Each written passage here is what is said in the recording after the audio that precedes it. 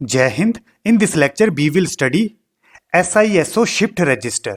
Register are used to store group of bits. To store n bit data, n flip-flops are cascaded in register. SISO is known as serial in, serial out shift register. With the help of shift register, we can either store or shift the binary data. For example, we have to store or shift the 4-bit binary data with the help of shift register. Then we have to cascade 4D flip-flop. If we have to store 5-bit binary data, in that case, we have to cascade 5D flip-flop. We have to store 4-bit binary data. So there are 4D flip-flops which are cascaded. This is a clock. This is an example of positive edge triggering. At a same time, सभी flip-flops में हम clock apply करेंगे. Why it is known as serial in, serial out? इस case में जो input data होगा उसको हम सीरीज में एंटर करेंगे. इसी तरह से जो आउटपुट मिलेगी वो भी सीरीज में मिलेगी. अगर मैं इस डी फ्लिप फ्लॉप को लेता हूं, इसमें जो इनपुट डेटा होगा वो सीरीज में एंटर होगा और जो हमें आउटपुट मिलेगी वो भी सीरीज में मिलेगी. We have to store this 4-bit binary data 1011. ये जो 1 है this is a least significant bit. ये जो 1 है this is a most significant bit. Class initially मैं सारे के सारे फ्लिप फ्लॉप की आउटपुट को 0 एज्यूम करता हूं.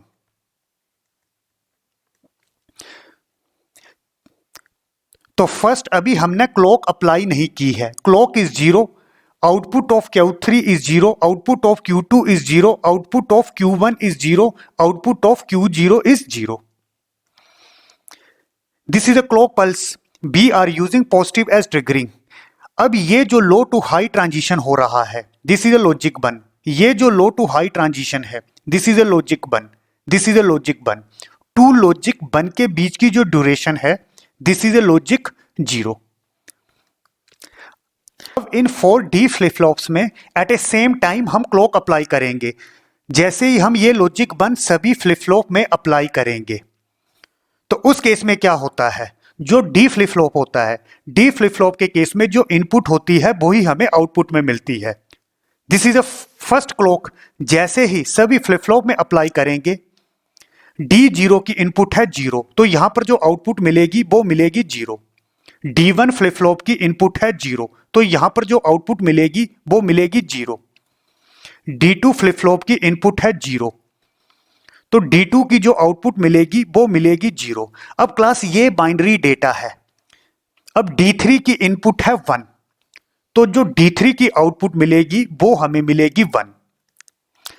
जैसे ही फर्स्ट पॉजिटिव एज ट्रिगरिंग हम सभी फ्लिप फ्लॉप में अप्लाई करते हैं, उस केस में Q3 में लॉजिक 1 स्टोर होगा, Q2, Q1 और Q0 में लॉजिक 0 स्टोर होगा. This is a first clock.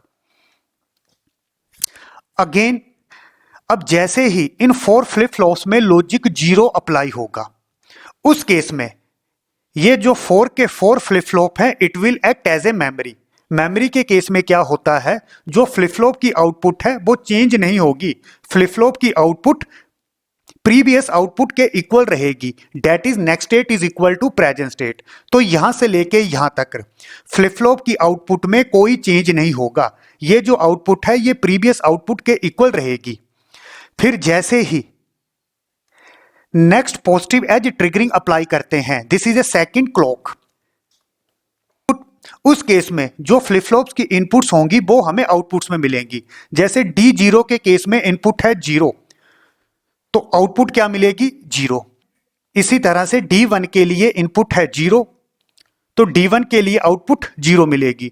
D2 के लिए इनपुट है 1 तो D2 की आउटपुट 1 मिलेगी. अब क्लास D3 के लिए इनपुट होगी 1. ये जो 1 है तो D3 की जो आउटपुट मिलेगी वो मिलेगी 1. तो जो डेटा स्टोर होगा वो होगा Q3 is 1, Q2 is 1, Q1 0, Q0 0. आगे जैसे ही लॉजिक 0 अप्लाई होगा, उस केस में जो फ्लिप फ्लॉप्स की आउटपुट्स हैं वो प्रीवियस आउटपुट के इक्वल रहेगी, वो इनपुट्स पे डिपेंड नहीं करेगी।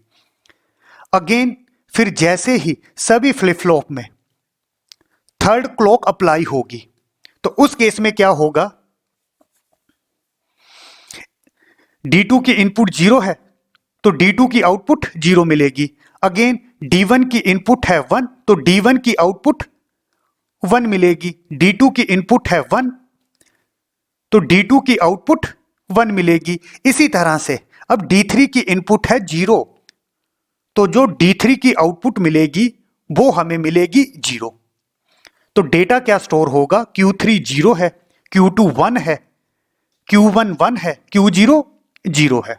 फिर जैसे ही क्लॉक में next positive edge triggering apply करेंगे उस केस में अगेन डेटा की शिफ्टिंग होगी। अब ये जो 1 है ये यहां पर मिलेगा। अगेन D1 की इनपुट 1 है तो अगेन D1 की आउटपुट 1 मिलेगी। D2 की इनपुट 0 है तो D2 की आउटपुट 0 मिलेगी। इसी तरह से जो D3 की इनपुट है वो है 1 तो D3 की आउटपुट मिलेगी 1। तो आउटपुट हमें क्या मिलेगी, 1 0 1 1। इनिशियली जो हमें डेटा दिया हुआ था 1 0 1 1, अब ये डेटा स्टोर हो चुका है 1 0 1 1। आप देख सकते हो 1 0 1 1। जैसे ही हमने फर्स्ट क्लॉक अप्लाई किया था तो हमें इस तरह से डेटा मिला था। जैसे ही सेकंड क्लॉक अप्लाई किया तो डेटा का ट्रांसफर इस तरह से हुआ। जैसे ही थर्ड क्लॉक अप्लाई किया तो डेटा का ट्रांसफर इस तरह से हुआ था। लास्ट में फोर्थ क्लॉक अप्लाई किया था तो डेटा का ट्रांसफर इस तरह से हुआ था। Now I will draw timing diagram. This is a clock. We are using positive edge triggering. This is a first positive edge triggering. This is a second positive edge triggering. This is a third. This is a fourth. पहले सभी flip flop में first clock apply होगी, फिर सभी flip flop में second clock apply होगी। Initially Q3, Q2, Q1, Q0 को हमने 0 एज्यूम किया था। जैसे ही फर्स्ट क्लॉक अप्लाई किया था उस केस में Q3 था 1, Q2, Q1, Q0 0 था। जैसे second positive edge triggering apply किया उस केस में Q3 Q2 1 था तो Q3 1 था, Q2 1 था, Q1 Q0 0 था। सेम जैसे ही नेक्स्ट क्लॉक अप्लाई किया उस केस में Q3 0, Q2 Q1 1 और जो Q0 था वो था 0। इसी तरह से लास्ट क्लॉक अप्लाई किया उस केस में Q3 1, Q2 0, Q1 1, Q0 1। These are the timing diagram.